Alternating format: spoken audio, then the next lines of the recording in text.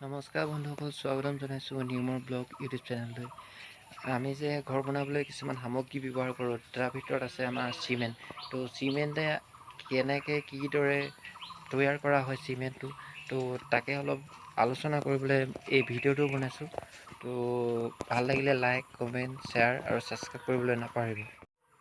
মোৰ পিছফালে থকা এই ৱালখন দেখিছে, এই ৱালখন যদি মই ঠেলোঁ তেতিয়া কিন্তু ই ভাগি নাযায়, কাৰণ এতিয়া চিমেণ্টটো ইয়াত মছলা দি কিনে টাইট লৈ ল'লেতো।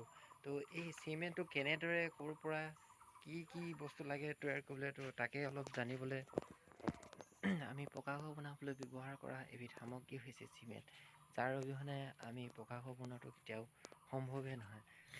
আমাৰ ভাৰতবৰ্ষত এই চিমেণ্ট ফেক্টৰী প্ৰথম স্থাপন হৈছিল 1904 চনত গুজৰাটৰ পোৰাবন্দৰত, আৰু তাত বেছিদিন প্ৰথম ফেক্টৰীটো নচলাত আকৌ একেই চনতে চেন্নাইলৈ চিমেণ্ট ফেক্টৰী ট্ৰান্সফাৰ কৰিছিলে।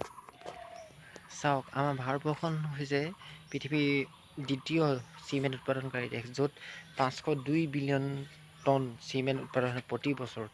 তো চাওক, 502 বিলিয়ন টন কিমান চিমেণ্ট হ'ব। আৰু আমাৰ ভাৰতবৰ্ষৰ প্ৰথম ৰাজ্য হিচাপে অন্ধ্ৰপ্ৰদেশত চিমেণ্ট উৎপাদন কৰাৰ ক্ষেত্ৰত 1 নম্বৰ স্থানত আছে, আৰু 2 নম্বৰ স্থানত আছে ৰাজস্থান, আৰু 3 নম্বৰ স্থানত আছে কানাডা, য'ত এই তিনিখন দেশে সৰ্ববৃহৎ আমাৰ ভাৰতত প্ৰথম, দ্বিতীয় আৰু তৃতীয় ৰাজ্য হিচাপে চিমেণ্ট উৎপাদন কৰা স্থানত আছে। আৰু ভাৰতবৰ্ষত 98% বেচৰকাৰী কোম্পানীয়ে চিমেণ্ট বেছিকৈ উৎপাদন কৰে। আমি ব্যৱহাৰ কৰা এই চিমেণ্টবিধ ডুপ্লিকেটো অৰ্থাৎ নকলি হিচাপেও বনাব পৰা যায়। এই চিমেণ্টবিধ আমি গমেই নাপাওঁ কোনটো আচলি কোনটো নকলি।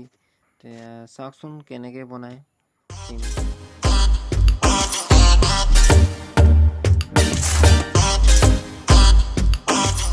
চিমেণ্ট বনাবলৈ প্ৰধানকৈ 4টা কেঁচা মাল সামগ্ৰী ব্যৱহাৰ কৰা হয়, আৰু এই 4বিধ সামগ্ৰী প্ৰকৃতিৰ পৰাই পোৱা যায়। ইয়াত কোনো কেমিকেলছ ব্যৱহাৰ কৰিব লগা নহয়। প্ৰকৃতিৰ পৰা পোৱা সেই বগা শিল, যিটো বগাৰ পাথৰ বুলিও কওঁ, সেইটো দৰকাৰ হয়।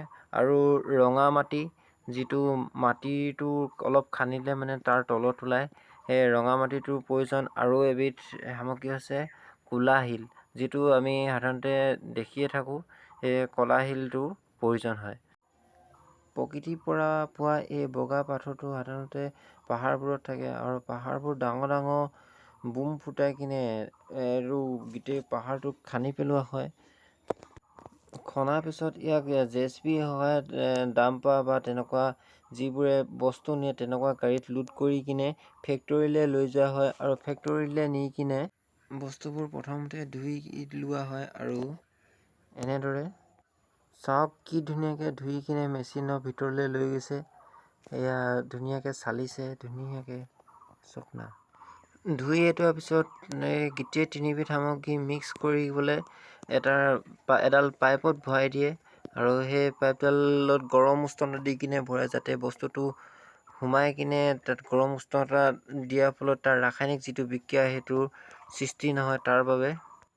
সকলোবোৰ ভালদৰে মিক্স হোৱাৰ পিছত জিপচাম পাউডাৰ দি কিনে ইয়াক ধুনীয়াকৈ আকৌ পুনৰ এবাৰ মিক্স কৰা হয়। তাৰপিছত ইয়াক ইউজ কৰিবলৈ পেকিং কৰা হয়। এয়াই আছিল আজিৰ ভিডিঅ'। আপোনালোকক অকণমান দেখাবলৈ চেষ্টা কৰিলোঁ চিমেণ্ট কেনেকৈ তৈয়াৰ কৰা হয়।